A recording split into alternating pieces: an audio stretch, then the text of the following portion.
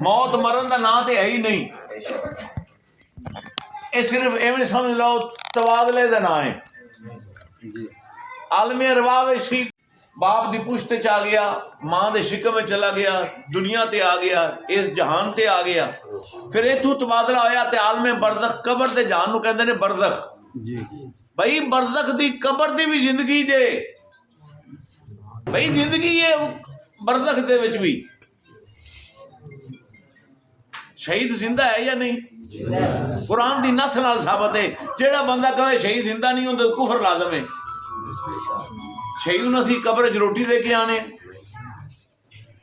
اتنے کوئی گیس والا ماسک سلنڈر رکھیا ہے؟ قبر زندہ ہے۔ تے جی قبر شہید زندہ ہے تے شہید دی ڈیفینیشن کی ہے؟ جڑا نبی دی آن تو کٹ مرے۔ ماشاء سبحان اور اللہ جڑا نبی دی آن تو کٹ مرے وہ تو زندہ ہو گیا، تے نبی آ مردہ کیویں ہو گیا بھائی؟ سبحان اللہ سبحان اللہ سبحان اللہ۔ اگر حسین زندہ ہے شہید اعظم ہے، حسین زندہ، حسین دی ماں زندہ، حسین دا باپ زندہ، حسین دا نانا زندہ، حسین دا غلام چاہنے والا بھی زندہ۔ سبحان اللہ سبحان اللہ۔ اور پھر سانو یہ ڈراندے نے قبر میں سانپ ہوں گے، بچھو ہوں گے، میں کہا تہاڈی چ ہون گے ساڈی چ کیوں ہون گے؟ نہیں سمجھے گل نوں۔ سبحان اللہ۔ اور جس قبر وچ نبی نے تشریف لے آنا ہے وہ قبر کدی گندی نہیں ہو سکتی۔ سبحان اللہ بے شک۔